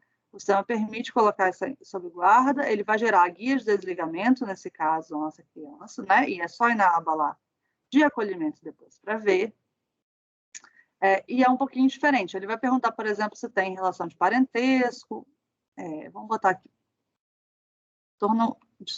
Retorno à família biológica. Então, vamos botar aqui que foi hoje, no dia 11/2/2022, a justificativa, né? A tia, enfim. É um campo obrigatório que não está preenchido. Vejam que o sistema ele não deixa continuar se não tiver tudo certinho no cadastro. Aí ele vai perguntar se é por prazo determinado ou indeterminado. Se for por prazo indeterminado, ele não pede a quantidade de dias, né? Se for por prazo determinado, ele pergunta quantos dias. Ele pergunta se é ou não família extensa. Se for família extensa, ele pergunta a relação de parentesco, né? E aqui ele pede os dados da pessoa e os dados do processo de adoção. Então, ele é bem parecido com aquele que eu mostrei para vocês, adoção intuito persona. A diferença é ter uma guarda ou tutela sem fins de adoção. Então, ela não evolui para nada. Ele dá aquela guarda, ela vai ficar em guarda até mudar uma situação no sistema, né? As adoções eu mostrei para vocês como é que são feitas, né? Adoção pelo cadastro, sempre vinculando antes. E a adoção intuito persona, ela é feita, né, diretamente na página da criança. Depois a gente tem a opção de transferência de acolhimento, que a gente sabe que às vezes acontece. Também é gerado guia de desligamento, uma guia de novo acolhimento. O sistema também faz a guia de desligamento automaticamente, com base na data do novo acolhimento. Né? Que a gente não pode deixar uma criança um dia sem um guardião. Então, no mesmo dia que ela sai de um, ela tem que ir para outro. Então, o sistema já usa isso de forma automática para fazer a guia de desligamento, né? A gente tem as evasões. Evasão não é uma solução para o nosso sistema, tá? Evasão, ele vai continuar um alerta vermelhinho. Se você ver aqui na página das nossas evasões, ó, você vai ver que ele vai ficar vermelhinho. Evadido, tá vendo? Por quê? Porque é uma situação que precisa ser resolvida, né? Ele fugiu, mas estava sob tutela do Estado. A gente não pode deixar assim. Transferência de órgão julgador, né? Como que aconteceu quando eu contei aquele caso, por exemplo, do processo de adoção ser acompanhado por outra vara. Falecimento, se acontecer, maioridade ou emancipação. Lembrando que eu falei na última aula, não é de forma automática. a maioridade ou a emancipação, a pessoa tem que colocar a situação para ser feita a guia de desligamento, né? Que a gente sabe que não é de forma automática. Uma outra coisa que a gente precisa começar a pensar no Brasil é o que fazer com esses jovens que atingem a maioridade, né? A gente viu lá no nosso painel que a gente tem muitos jovens acolhidos aqui, ó, a partir dos 15 anos, né? Mais de 7 mil jovens. Esses jovens que acolhidos aqui, se não conseguirem uma reintegração, e muitas vezes não vão, porque estão acolhidos há mais de 3 anos, então vejam, eles são acolhidos pelo menos ali desde os 12, 13 anos, né? Então, esses jovens, o que a gente vai fazer quando eles atingirem a maioridade? Está sendo feito um trabalho, e é importantíssimo, está sendo feito um trabalho de essas crianças se emanciparem financeiramente, psicologicamente, elas estão fazendo cursos técnicos, está sendo procurado um jovem aprendiz para elas, né? Como fazer com que esse jovem, ao atingir os 18 anos, saia e tenha condições de ser um membro produtivo da sociedade. Assim. Não porque a sociedade precisa, não é isso, mas para ele. Como a gente está garantindo o direito dele de viver em sociedade, sabe? A gente não pode abandonar esses jovens. A gente fica pensando nos bebês, a primeira infância, que eu acho super importante, mas a gente precisa também lembrar que esses jovens aqui precisam de um acompanhamento especial do Estado. Porque se as suas famílias biológicas não querem, né, que eles fiquem nessas casas, né, a gente não consegue a reintegração, e possivelmente não consegue uma adoção, vai caber ao Estado ver o que vai ser feito. A gente tem pouquíssimas casas repúblicas no Brasil ainda, né? Então, o que fazer com esses jovens que atingir a maioridade? É importante a gente pensar nessa questão. E a inativação do cadastro, quando acontecer alguma situação que não tem aqui, pode inativar. Aí também eu quero fazer um parênteses sobre essa inativação, sobre 2 situações que as pessoas têm inativado e também cabe ao Ministério Público auxiliar, eu acho, nesse trabalho. O primeiro é a internação em clínica de reabilitação para jovens que são drogadictos. O que acontece? Muitas vezes o Estado não quer pagar a vaga no serviço, né, de reabilitação, enfim, e também na instituição de acolhimento. A questão é que, pelo estatuto, o responsável do serviço de acolhimento equivale ao guardião legal daquela criança. E muitas vezes a criança vai para a instituição de tratamento sem ter sido dado, por exemplo, um termo de guarda. Às vezes eles nem aceitam essa ideia de termo de guarda. Então, se eu desacolho essa criança, quem é o guardião dessa criança na vida? Porque o pai e a mãe muitas vezes são destituídos ou com o poder familiar suspenso. O que eu vou fazer? Aí eu desacolho e eu não tenho mais um guardião. Quem vai fazer o acompanhamento? Quem vai fazer o acompanhamento da família de origem? Quem vai fazer os relatórios para fazer reavaliações? A gente não vai mais fazer reavaliações, vai ficar lá e está resolvido o problema? Foi resolvido? Colocaram ele para fazer o tratamento, resolveu todos os outros problemas? Eu imagino que não. Então, nesses casos, não existe o andamento de fazer a guia propositalmente, porque na teoria não deveria se fazer uma guia de desligamento. A criança deveria manter o acolhimento. Ela deveria manter o acompanhamento pela equipe de acolhimento, apesar de não estar fisicamente no acolhimento. Né? E a segunda situação é para o cumprimento de medida socioeducativa, que é o mesmo caso. Né? O socioeducativo não faz o acompanhamento da parte protetiva. São 2 instrumentos completamente diferentes. Então, todo aquele acompanhamento necessário para a parte protetiva vai deixar ele cometer um ato análogo a um crime, e aí por isso ele deixou de estar no sistema de proteção, foi automático, o que aconteceu? Não precisa mais acompanhamento, não precisa mais de uma medida protetiva, foi automático? Então, eu entendo as questões, né, financeiras, eles vão quererem pagar as 2 vagas, mas a gente precisa pensar, tá, então como a gente vai resolver? Né? Quem vai ser o guardião dessa criança?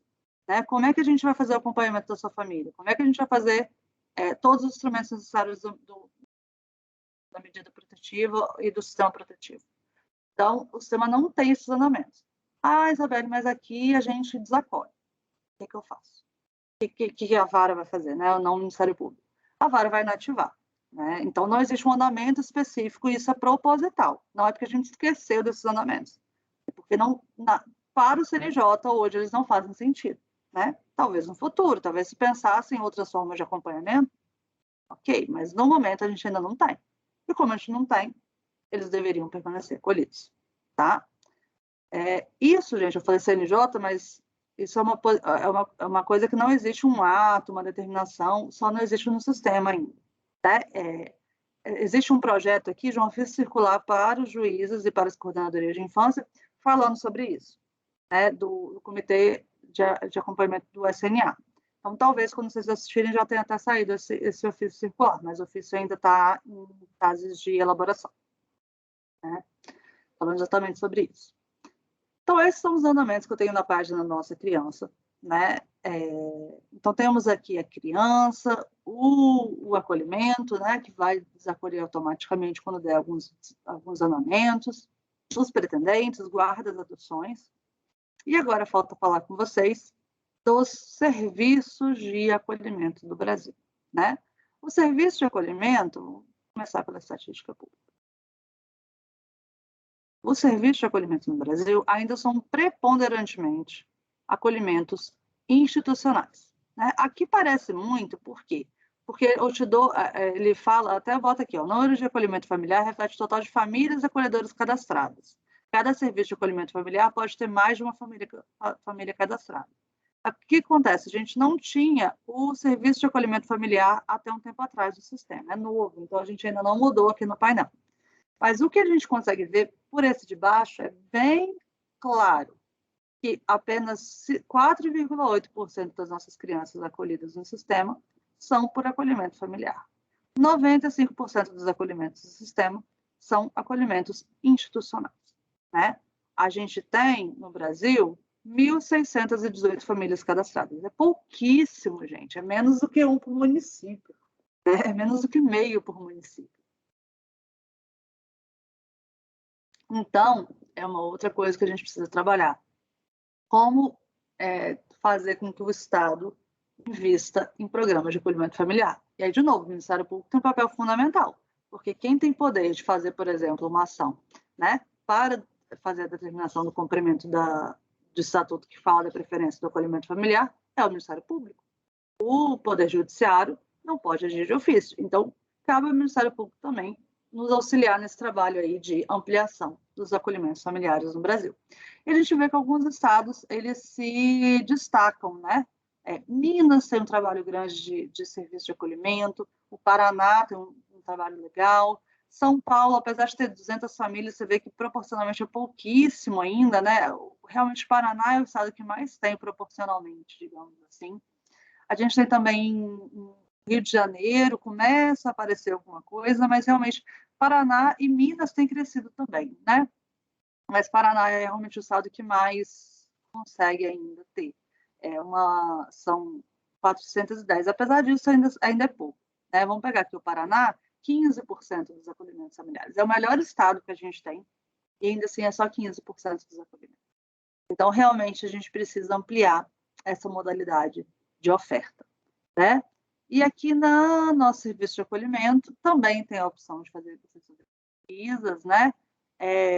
Tem a opção de fazer pesquisa pelo nome, pelo tipo, enfim, tem várias informações. Peço desculpas aqui, eu vou mostrar algumas informações, mas como é um ambiente de teste, a parte do Rede SUS é um pouco mais complicado de eu conseguir mostrar como funciona para vocês. Eu vou tentar.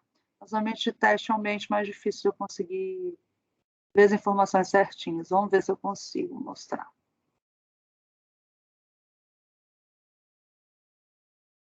É mais difícil mesmo. Não sei se eu vou conseguir mostrar para vocês um certinho.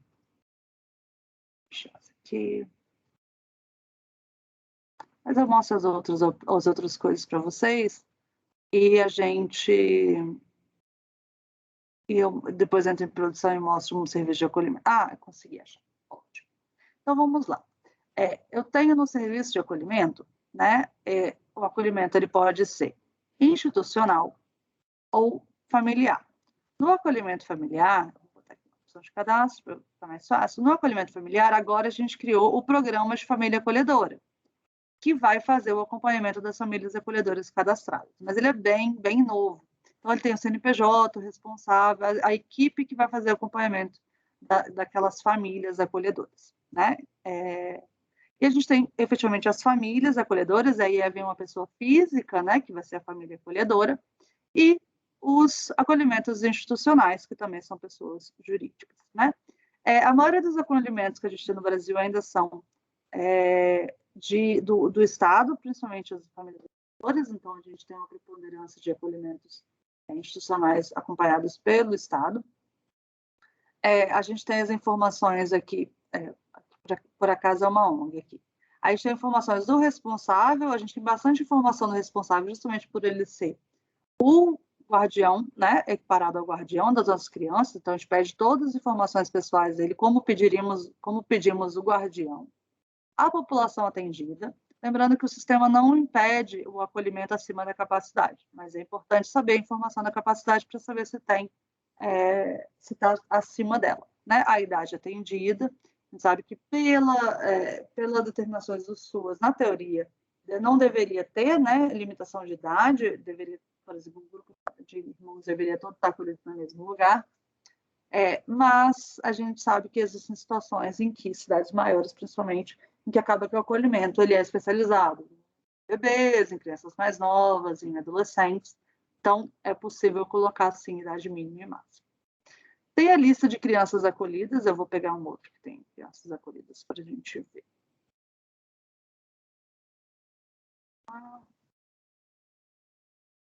Esse aqui está com 49, inclusive. Todo mundo usa para fazer teste. Então, me traz a lista de acolhidos, que é bem legal para a gente, quando for fazer, por exemplo, audiência concentrada. Né? Então, eu quero saber todos os acolhidos. E aqui aparece, inclusive, acolhidos de outra vara. Ó.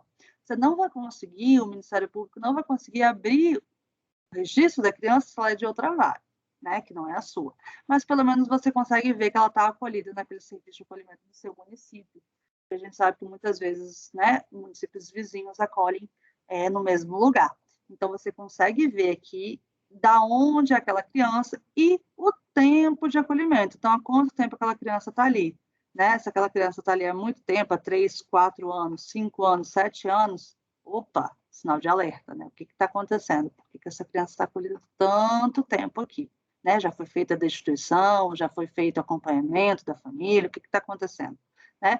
E o tempo de acolhimento pode ajudar também para propor os processos de destituição, né? Porque a lei determina que depois do acolhimento a gente poderia fazer os processos de destituição, como o doutor André Turma já falou muito bem com vocês, mas, né? E aqui a gente tem também um histórico de ocupação, né? Ele é bem legal para ver, por exemplo, cidades pequenas, elas tendem a ter histórico de acolhimento quase a zero. E, poxa, por que não investir numa família acolhedora? Sai mais barato para o serviço pro Estado, né? Porque só paga se tiver uma criança acolhida, diferente de uma instituição que tem que ser mantida aberta, com uma equipe, com aluguel, com tudo. E é melhor para as crianças acolhidas terem uma família acolhedora do que um serviço de acolhimento. Então, quando a gente vê, né, isso aqui pode até dar dados para a gente trabalhar com o fortalecimento desses serviços. Ou então a gente vê, por exemplo, aqui tem o pico, né? A gente vê que está sempre acima da capacidade. Ó, a capacidade dela é de 10, e você vê que há anos ela não tem menos de 10. Opa! Então, o Ministério Público pode ajuizar uma ação solicitando a criação de mais uma instituição de acolhimento nessa cidade. E essa instituição não está dando conta historicamente, né? Não é uma coisa de um dia, de um mês. A gente vê que sempre, desde 2018, ela não está dando conta. A gente tem um histórico de edição, então, se for feito mudanças aqui, todos os nossos registros têm histórico de edição para saber quem está fazendo alterações, né? As ocorrências, isso aqui é uma coisa legal. É um log extenso de todos os acolhimentos e desacolhimentos que já aconteceram naquela instituição desde que ela surgiu. Você fala, nossa, Beli, para que isso? A gente teve um caso muito interessante no Espírito Santo que a gente usou esse log. Uma menina que foi adotada internacionalmente, né? Ela adotou fora do Brasil. Ela voltou ao Brasil depois da maioridade e ela lembrava muito de uma amiga dela que tinha sido acolhida por ela, mas ela só lembrava do primeiro nome. Ela não lembrava o nome da criança. A gente procurar, por exemplo, o registro. Então, a gente veio na instituição que ela estava acolhida, procurou o acolhimento na época próxima do acolhimento dela e encontramos aquela menina. E a gente conseguiu dar o contato da instituição, enfim, e eles conseguiram se reencontrar, elas conseguiram se reencontrar, foi muito legal. Então, aqui é um histórico super completo de todos os acolhimentos e desacolhimentos, desde a criação do serviço, né? E o Rede SUAS. A Rede SUAS, deixa eu abrir esse outro aqui, certinho. Esse. O Rede SUAS, olha que legal. O Rede SUAS, quando eles encontram o registro, ele vai me trazer os dados que estão no sistema, os dados que estão no Rede SUAS e a diferença. E quando que foi atualizado cada um. Por exemplo, esse aqui, desde o dia 29/4, não é atualizado. Esse foi atualizado no dia 13/12. Então, é bem provável que esse esteja mais correto, né? Por exemplo, o nome aqui está Lar Infantil Chico, aqui está Unidade de Acolhimento Lar Infantil Chico Xavier. E aí, isso aqui está sem CNPJ, sem natureza. Então, o que eu posso fazer? Eu posso aceitar, aliás, eu tenho que editar, né? Então, eu pego os campos e veja, eu substituo, então eu corrijo os erros que estão no meu registro pelo registro que eu trouxe lá do SUAS, olha que legal. Então, assim, nosso sistema não é automático, porque eu preciso conferir, né? Vai que a informação de lá está errada. Então, a gente não faz de forma automática. Mas dá a opção para o nosso usuário de ser mais fácil, né? De não precisar ficar indo, ficar realimentando uma coisa que já está certa em outro sistema, né? Então, ele dá a opção aqui de substituir agora os dados. Então, agora, por exemplo, botou os dados do responsável, olha, o nome ficou o nome correto, botou o CNPJ, e aí eu vou salvar. Aí, agora apareceu nenhuma pendência, né? E eu vou salvar a informação. Opa, estava só faltando, ó. 10 de março, vou botar aqui 17. Ainda está faltando informação? Onde está faltando informação? Aqui, no bairro. Vamos salvar agora, acho que... Opa, salvou. Então, agora eu consigo ver a unidade, tá vendo? Toda bonitinha aqui. E a informação que o Rede SUAS está sem pendência, né? Eles podem excluir, enfim, se tiver erro, né, na vinculação, mas o sistema ele já faz isso de forma automática. E ele procura toda semana lá no Rede SUAS se tem alguma coisa nova para a gente atualizar aqui. Então, a gente sempre tem informação atualizada de lá, de forma automática para o nosso usuário, e aí ele consegue atualizar, né? Se estiver faltando o Rede SUAS, ele fica igual nesse daqui, ó. Ele vai ficar avisando que tem um problema a corrigir, que é a falta de vinculação com nossa Rede SUAS, tá? E aí eu também, né, eu peço desculpa se eu não consegui mostrar, porque lembrando no mês de teste, deixa eu ver se tem algum programa de acolhimento familiar cadastrado. Tem. Vamos ver se tem famílias neles.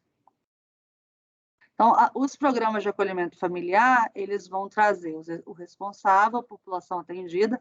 A lista de crianças está vazia, mas seria a lista de todas as crianças que estão em todas as famílias atendidas pelo acolhimento familiar, também para facilitar, porque dentro da família acolhedora, vai ficar só as crianças que estão naquela família acolhedora. Então, vamos botar aqui, família acolhedora.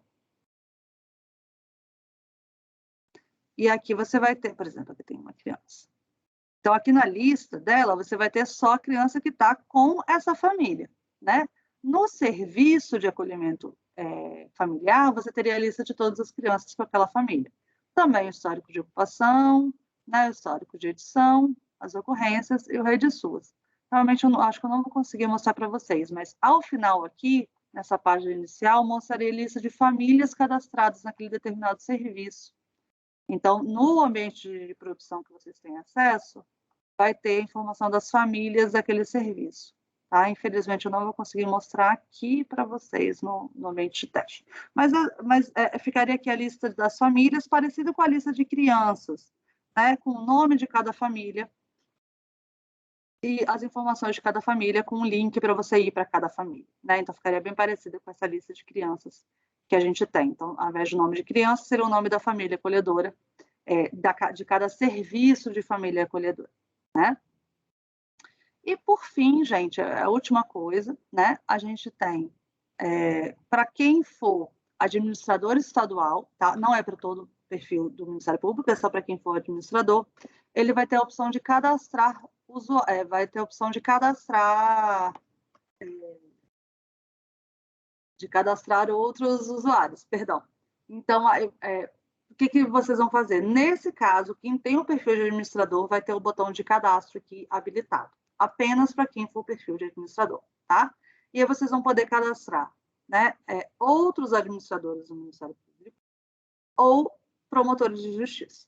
Então, vocês podem cadastrar outros administradores também, ou promotores, tá? E aí vocês vão, para fazer esse cadastro, né, vocês vão escolher o estado, escolher o órgão. Às vezes, o promotor ele vai ter acesso a mais de uma vara. E como é que vocês vão fazer nesse caso? Vocês vão apertar o Ctrl do seu teclado e selecionar as varas que ele vai ter acesso. Então, vocês vão ver que é possível escolher uma ou mais varas, tá? Para a pessoa ter acesso. Login e senha, a gente sempre recomenda que quando vocês recebem o login e senha, vocês façam a alteração da sua senha. Aqui, ó, no alterar a senha, né? Porque ela foi cadastrada por alguém, então é importante que vocês alterem, tá? E as informações do nosso usuário. Aqui, de novo, tem aquele botão procurar inova, que muitas vezes aparece no sistema, mas eu não falei em detalhes, não é porque vocês normalmente não fazem o cadastro. Como é que ele funciona? Falei algumas vezes durante o nosso curso que a gente tem um único CPF. Então, por exemplo, ele é um promotor que já foi promotor em outro estado e tinha acesso ao sistema. Vocês não vão conseguir cadastrar de novo, então vocês vão ter que usar o procurar para pegar o registro dele que já existia. Ou então, é um promotor que também é um pretendente, né? Ele já está cadastrado como pretendente, a gente vai cadastrar ele como usuário. Vocês podem colocar o nome dele, apertar o procurar. Vou botar até o meu nome, Isabelle Antônio. Procurar. O sistema já vai trazer para você o nome, o CPF, não desse é o meu mesmo, é tudo teste mesmo. E aí vocês vão clicar aqui e vão ter informação já preenchida daquela pessoa, tá? Então, se a pessoa já está cadastrada, vocês usam é sempre bom que vocês primeiro usem o procurar para ter certeza que a pessoa não está cadastrada, para vocês não terem o trabalho de fazer o cadastro todo, né? Se não estiver cadastrada, vamos botar aqui, Marlene Joana da Silva. Aí vai dizer, não foi encontrado. Ah, beleza, então vem aqui em nova. E aí vocês vão cadastrar os dados pessoais, né, do promotor, CPF, gênero, data de nascimento, estado civil. E aqui, importantíssimo, tá, gente? Nos meios de contato, vocês vão mudar para sim. E vão colocar um e-mail institucional. É super importante colocar o e-mail. Por quê? Porque, por exemplo, a pessoa esqueceu a senha. O botão de recuperar a senha dele só funciona se tiver um e-mail cadastrado. Então, não esqueçam de cadastrar sempre e-mail. Na verdade, vocês nem vão esquecer, porque na hora de eu tentar cadastrar, se eu tiver sem nada, deixa eu adicionar, vejam que o sistema vai dar um alerta em cada campo, e aqui nesse vai dizer, é obrigatório pelo menos um e-mail de contato, tá? Então, é importantíssimo que vocês façam esse cadastro. Aí, se eu precisar alterar, um promotor era de uma vara e passou para outra vara, como é que eu faço? O menu dados do usuário, eu procuro pelo nome, então eu vou pegar aqui treinamento. Vamos pesquisar. Vou pegar um velho aqui. Vocês vão clicar nele, né, no registro dele, vão apertar o botão de editar e vão alterar a vara. Então, estava na vara de infância, foi para a vara de infância 2 e vão salvar. Tá? Pronto, é super simples. Vocês não precisam alterar a senha, porque se ele alterou a senha dele lá na vara, vai continuar a mesma senha. A única coisa que você está mudando é a vara da qual ele tem acesso, tá? E se acontecer, Isabelle, da pessoa ser desligada do quadro, né? Às vezes a pessoa aposentou, não está trabalhando, enfim, o que a gente faz? Eu não preciso mais ter acesso. A gente vai entrar no registro, vai apertar o editar, vai vir aqui no desativar. E eu vou salvar. Ele vai ficar azulzinho, ou seja, está desativado. Ah, Isabelle, mas eu queria excluir esse registro. Eu posso? Não. Para o Ministério Público seria menos problemático excluir, mas é que a gente segue a mesma lógica para todos os dados do sistema. E o que acontece? Lembra que eu mostrei para vocês que existe um histórico de edição que salva o nome das pessoas que fizeram a edição?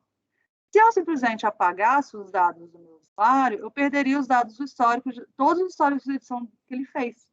Então, a pessoa fica inativa, mas eu mantenho ela no sistema para que eu saiba tudo que ela alterou enquanto ela estava ativa. Para o Ministério Público, como eu falei, tem menos problema, porque ele não tem a opção de editar. Mas, no futuro, se por acaso tem a opção, talvez, né, a gente está pensando em no sistema, e tem a opção de fazer alguma edição, de incluir laudos, de incluir relatórios, pode ser que é necessário ter esse histórico. Então, por isso, a gente sempre salva todos os nossos usuários dentro do nosso sistema, tá? Então, gente, para finalizar, eu gostaria só de conversar um pouquinho com vocês de que o sistema, eu mostrei para vocês todas as células do sistema. Algumas coisas, né, eu mostrei com edições, espero que vocês tenham tido paciência, mas acho que é importante que vocês conheçam como é que o sistema funciona, como é que ele é editado, até para trabalhar nas auditorias de vocês, né, para trabalhar, efetivamente, utilizar todo o potencial do sistema, né? Então, mostrei para vocês, né, o cadastro, o acolhimento, as reavaliações são super importantes que sejam feitas a cada 3 meses, né, as audiências concentradas, como pegar as listas de cada acolhimento para fazer as audiências concentradas, como acompanhar as habilitações dos pretendentes, as habilitações que estão com problema, para vocês também poderem atuar aí na vara, as adoções que estão acontecendo, adoções pelo cadastro, adoções fora, as crianças que estão vinculadas e que ainda não foram para adoção, como entrar em contato com outra vara, enfim, são várias funcionalidades que a gente tem no nosso sistema disponíveis para o Ministério Público. Eu acho que a parceria Judiciário e Ministério Público é importantíssima para o nosso sistema de garantias, para o nosso sistema da infância e juventude. A gente só consegue avançar com a ajuda de vocês, e retomando o que eu falei na primeira aula, o nosso sistema só funciona com o efetivo cadastro. Então, eu preciso da ajuda do Ministério Público para nos ajudar a fiscalizar para que todas as varas façam o cadastro de todas as suas crianças e das suas adoções. Apenas quando eu tiver todo o cadastro muito completo é que eu vou conseguir ter um panorama real do Brasil. A gente ainda está com muita dificuldade no cadastro de adoções em tudo e persona. O Brasil afora, principalmente no Norte e Nordeste, a gente sabe que está bem subnotificado. Cadastro dos acolhimentos, a gente sabe que está mais próximo da realidade, mas ainda temos comarcas do interior que não tem, né? Cadastro, aí além de cadastro, né?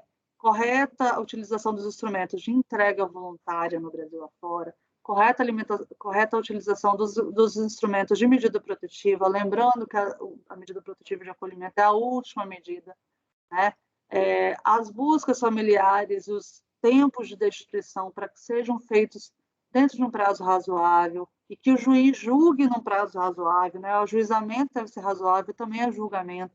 Então, todos esses dados que estão disponíveis para que vocês façam um controle efetivo e que a gente consiga realmente dar um sistema completo de garantia para as nossas crianças.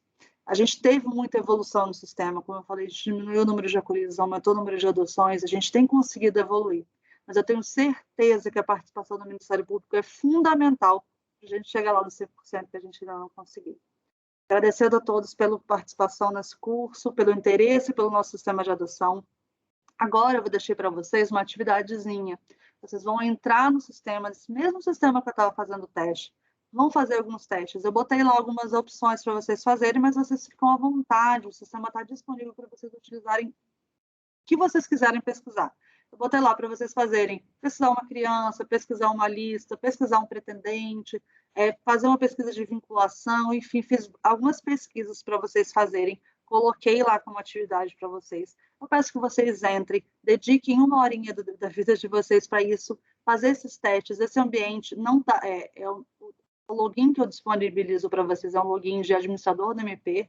Então, inclusive, se precisar testar a partir de usuários, quem for fazer tiver com medo, pode testar também, tá? Essa parte de usuários. Enfim, está lá à disposição de vocês. E o CNJ, como sempre, está à disposição também de todos para receber críticas, sugestões. Enfim, a gente está aqui realmente na causa da infância e juventude, tentando trabalhar para que a gente consiga ter o menor tempo de acolhimento possível para as nossas crianças, para que as crianças realmente tenham o direito de convivência familiar e comunitária preservado. Se tiverem dúvidas sobre a utilização do sistema, a gente tem um canal de dúvidas, é um e-mail, meu Deus, eu vou dar o do DPJ, perdão, não é o do DPJ, é o do atendimento do CNJ. Deixa eu só pegar aqui, gente, me dá um minuto, que agora me deu um branco. Eu estou lembrando só o do só